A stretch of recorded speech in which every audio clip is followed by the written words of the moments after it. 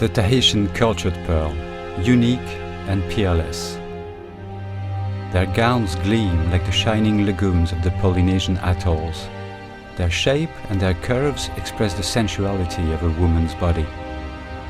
Tahitian cultured pearls have all the color, charm, form and subtle variations you could dream of, all bestowed upon them by the oysters that gave them birth.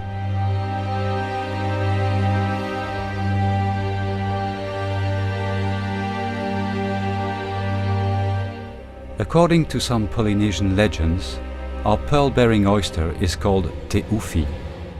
She is the daughter of Okana, the spirit of coral, and of Varo, the spirit of sand. She wears the sparkling coat of every tropical fish in her domain. She was so beautiful that Oro, the god of peace and fertility, came down to earth riding a rainbow and gave her the pearl as a present to mankind. From Teufi's coat and Oro's rainbow was born the iridescence of our pearls.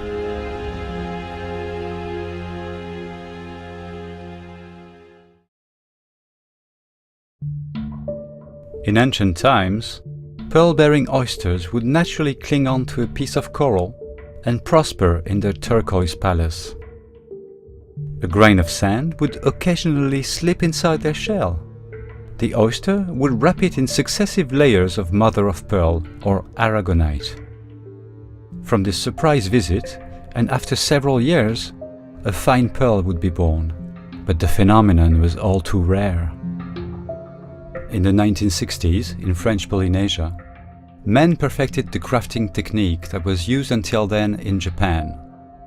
Instead of a grain of sand, they inserted in the pearl sac of the Pinctada margaritifera kumingi a nucleus, a bead obtained from a freshwater bivalve, and a graft, a small fragment cut from the mantle of a donor oyster. A few months later, the alchemy was complete, and at the heart of the oyster, a cultured pearl was born.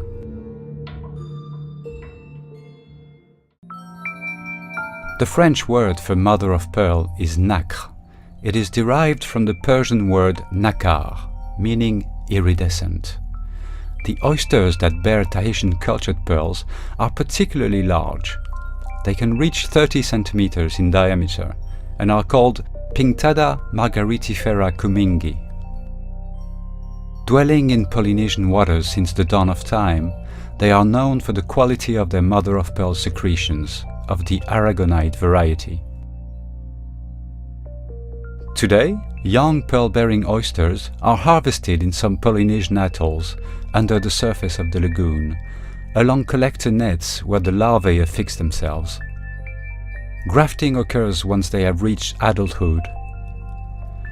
The operation takes place in grafting houses, modest cabins by the water's edge. This is where the expert grafter harvests what he has sown several months or years beforehand. From sunrise to sunset, the pearl farm is buzzing with the work of men and women. Their hands protected by thick gloves, they pull the collector nets out of the water, untie the young oysters, pierce their shell and clean them.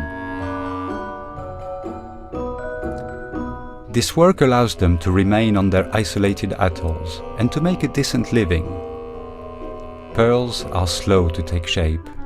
They know not the meaning of haste, taking 18 months to reach maturity. Day after day, hundreds of fine layers of aragonite crystals build up around the nucleus and the graft that the expert grafter has placed in the oyster's pearl sac. On this secret alchemy depend the color of the pearl and the depth of her shine. Then, man removes the oyster from its lagoon and opens the secret chamber where the young beauty has grown. The pearl offers no resistance. She is extracted from the pearl sac, naked and defenseless. Man can then observe her, judge her, measure her, then classify her according to her diameter, her color, her shape, and the quality of her surface.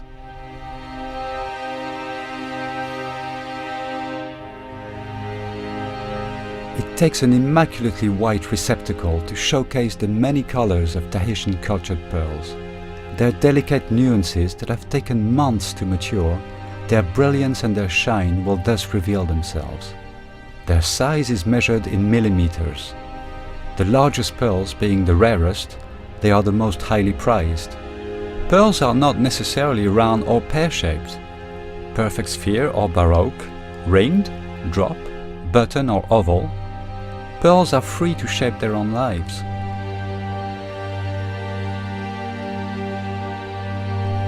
Caches are another example of pearl's whimsical nature. Sometimes the oyster rejects the nucleus to keep only the graft. The result is a tiny pearl of indefinite shape, but just as vibrant in color. Finally, in the history of pearl farming, mabe or half pearls are the first pearl products to be harvested. Grown from a half sphere placed on the inside face of the oyster, they, like the Tahitian cultured pearls, boast the same iridescent colors as Polynesian lagoons. In the Place Vendôme in Paris, or in New York, in Italy, Japan, China and elsewhere, clients will be competing for her look, her charm, her shine, her beauty, and some will even try to imitate her. The finest designers and craftsmen will display her as she deserves. Creators who understand how to set off her unique nature and reveal it to the eye and the mind, without artifice. She is also unique for being the only one in the world whose color is natural, without any mechanical or chemical treatment. In 1988, the International Confederation of Jewelry, Silverware, Diamonds and Stones awarded her the official designation Tahitian Cultured Pearl.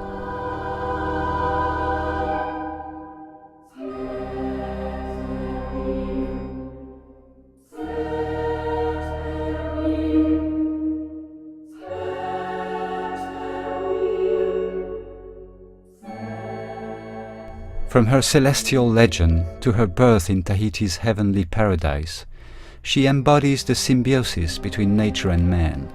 He will give her his undivided attention.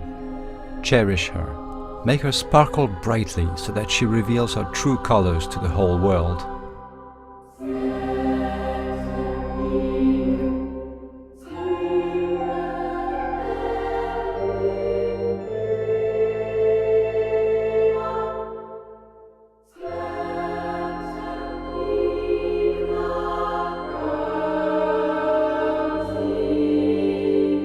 Rainbow from the South Seas, Princess of the Ocean, her promise is eternal, to give all men and women of the 5 continents the shine, transparency and colors of the crystal clear waters of Polynesian atolls.